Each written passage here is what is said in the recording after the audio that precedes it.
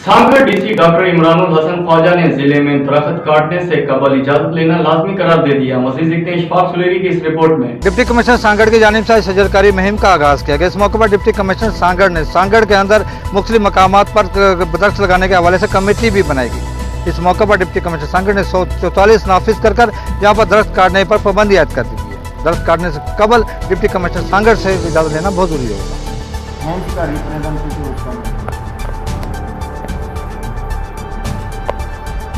हर department को ये demand generate करके देंगे अपनी उसकी कंसल्टेशन, क्योंकि चीज़ें हम अगर जनरलाइज छोड़ेंगे तो फिर वो इतनी इफेक्टिव नहीं होती। वो करेंगे जनरेट डिमांड के स्कूल, मेरी तहसील में इतने स्कूल में इतने प्लांट लगने चाहिए।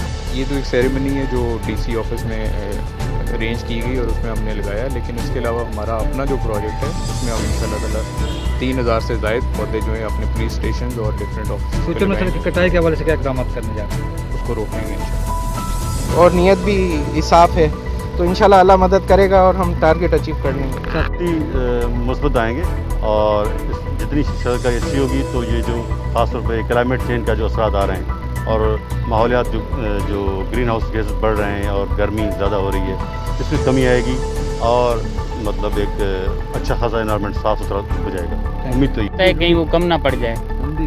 टारगेट जो है वो ये तो कंप्लीट होगा, लेकिन जिस तरीके से अवेयरनेस है ड्यूरिंग इस सिचुएशन में कि ये टारगेट कम ना पड़ जाए। जब छोटा सा था तो उसी टाइम से सुनता आ रहा हूँ, मैं यही दुआ करता हूँ कि अल्लाह करे ये टारगेट पूरा हो जाए। ये जो हफ्ता है या एक मंथ जो है वनकारी का होता है, तो मेरे ख्याल में इस दफ़ा मैं कुछ देख रहा हूँ तो सच्चाई नज़र आ रही है।